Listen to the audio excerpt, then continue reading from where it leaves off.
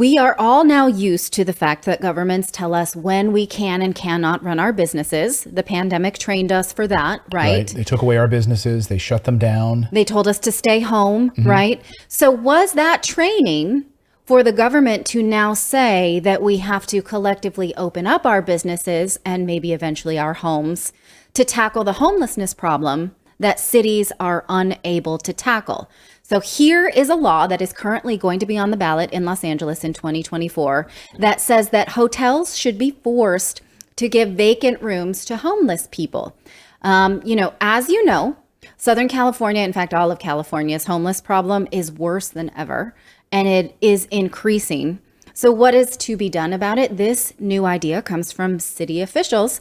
They say that hotel owners in Los Angeles have to call up the housing division every afternoon and tell them how many vacancies they have in their hotels.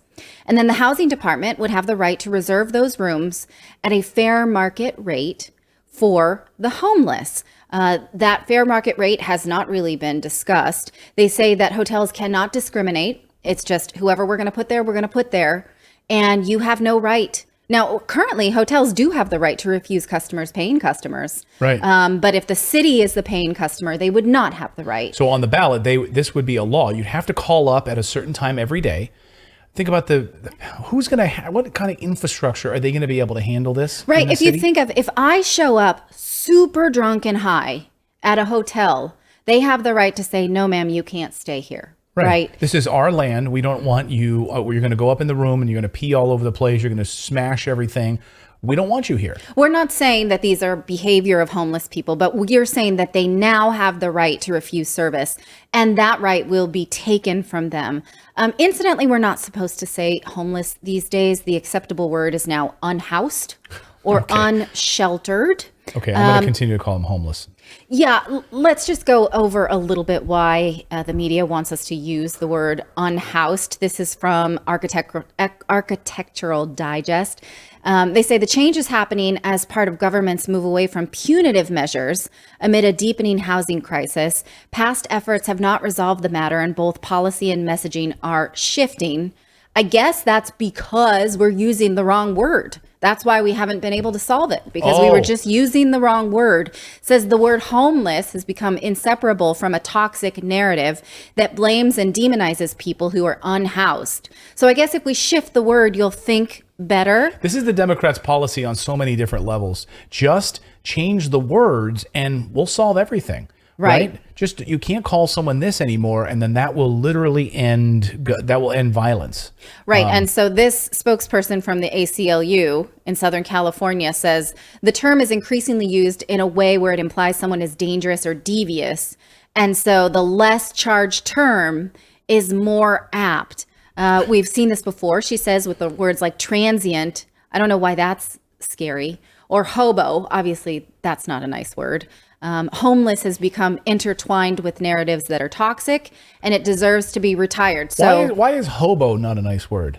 I think hobo seems like it's actually kind of nice. It's like, it reminds me of like 1920s guy with a bag and a stick, sticking a bag on the end of it, like he's hopping trains. I think maybe during the 80s, hobo was born out of the Great Depression, right?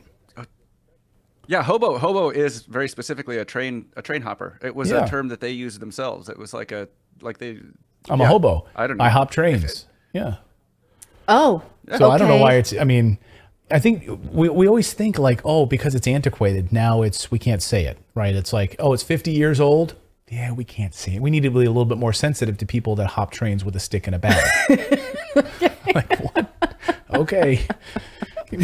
How many people are there that object to do it to that word? By the way, I've never understood the idea of the stick in the bag. Like you always saw it in the Bugs Bunny cartoon, like who was actually using a stick and then had a bag tied around the end of it? Like, I don't know. I don't get it. Did you know the term hipster actually does have a negative connotation? It came from the opioid in the late 1800s. In the opioid crisis in China, where people would smoke opioids and lay on their hips and be so out of it that they couldn't get up and handle normal life.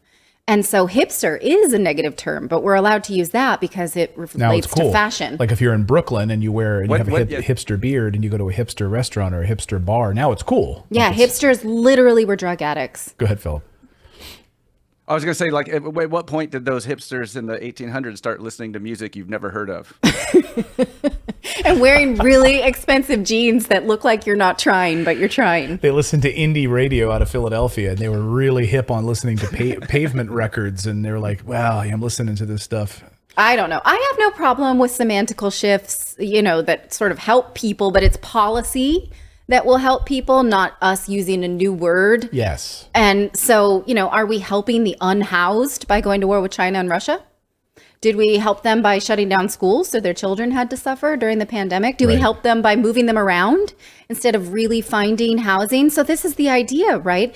In San Francisco, the homeless are now suing the city for failing to provide affordable housing and then sweeping up what belongings they've got and pretending that they don't exist. Here's from a Reuters article. It says, now this advocacy group has said the city's decades-long failure to adequately invest in affordable housing and shelter has made many thousands of its residents unhoused, forcing them to use tenants and vehicles as shelter. Now, it's true, there was a lot of homeless area down in the Pac-Bell Park area, where the Giants play.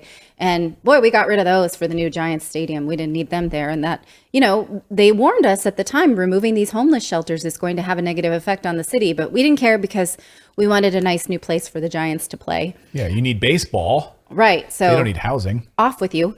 The advocacy group accused San Francisco's Mayor London Breed, police, and other authorities of acting to criminalize homelessness through an array of brutal policing practices that violate the constitutional rights of the unhoused San Franciscans.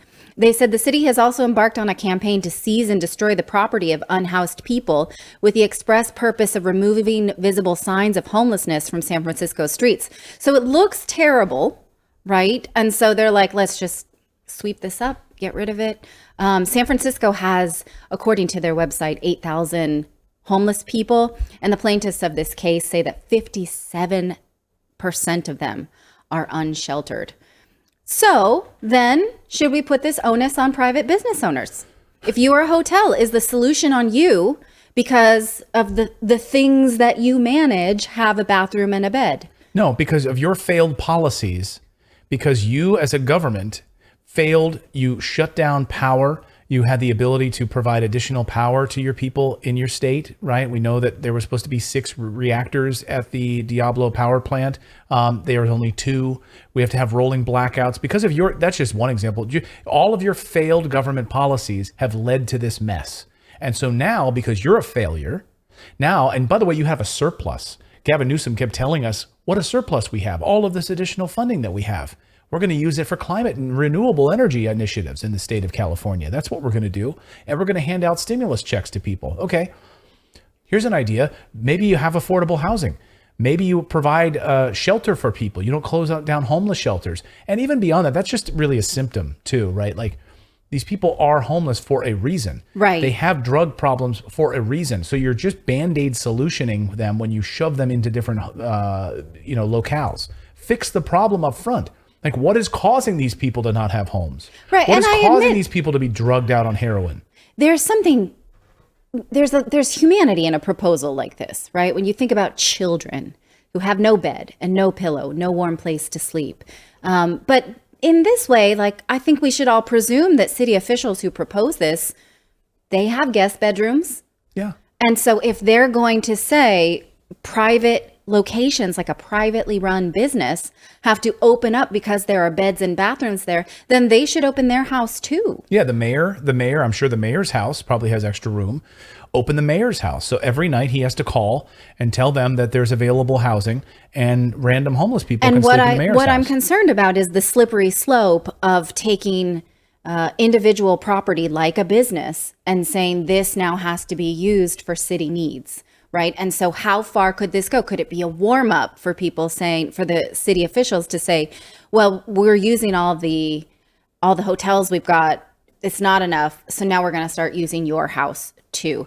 The proposal was born out of a pandemic program called Project Room Key, which was a FEMA program that paid hotel owners for their vacant rooms, which they had lots of because no one was traveling. But this was voluntary. Hotels had the option to participate, and the new proposal is not. All hotels would have to participate. So it couldn't just be the Beverly Hilton that gets out of it. and the Motel 6 has to take. No, everyone has to. It's all right. Project Roomkey cost Los Angeles more than $220 million. They're not saying how they would pay for this new programs. They're just saying various funding streams. But as recently as this week, reporting has shown that Los Angeles is not good with any funding streams for the homeless. Take a look at this report. It turns out Los Angeles agencies failed to spend nearly $150 million in federal homeless grants, and that money has now been lost, according to a report in the LA Times. That report says the three main housing agencies tasked with reducing homelessness in the LA area never spent the money available to them between 2015 and 2020, so it has since been returned to the U.S. Department of Housing and Urban Development. Perfect. The LA Homeless Services Authority blamed the problem on what they call HUD's rigid and complex funding system. The County Housing Authority cited several factors, including insufficient workable housing units and client referrals. The City Housing Authority told the Times many landlords are unwilling to rent to homeless people. Jeez. Now, as a Californian, I find these images really hard to understand. Just how real is that? Are these just the worst of it that I'm seeing, or is it really in every neighborhood? We had lunch with one of my closest friends who still lives in Los Angeles, and she said, yeah, this is real. What you see is you absolutely drive all real. over. She said even like Beverly Hills, if you drive through Beverly Hills, which was by, Beverly Hills 90210, right? The richest area. Even there, you have these issues. All over the place, you have these issues under overpasses and bridges and parks. It's now homeless encampments all over the place. And Philip, you were saying even you're up in Washington State, right? Yeah, I mean, it's drive down. I'm in the Portland metro area, and Portland metro looks exactly like that. Like every overpass, there are parts downtown where an entire block is just nothing but like tents pitched on the sidewalk, and you can't even walk down the sidewalk. I mean, it is out of control here, and we're a much smaller city. Now, I'm not asking you to feel sorry for, let's say, the Regis Beverly Wilshire. Bev, Will. Do you know what that's from? No, I don't. Pretty Woman. Anyway, or like Disneyland Hotel, right? I'm thinking of the smaller business owners that already were struggling during the pandemic, and now they have to have the personnel to be reporting their vacancies to the city and the extra cleaning staff to clean these rooms, turn them over, and not at fair, and not for any profit, just a fair market rate. So obviously this is a super problematic proposal. But it's just so crazy that politicians are willing to propose it and put it on other people. This has to do with eminent domain, right? You're taking someone else's property and saying, this will now be used for government use, and we have to compensate you. But will they really be compensated? Will they be able to? It's just so many questions, and such a disturbing time that we live in.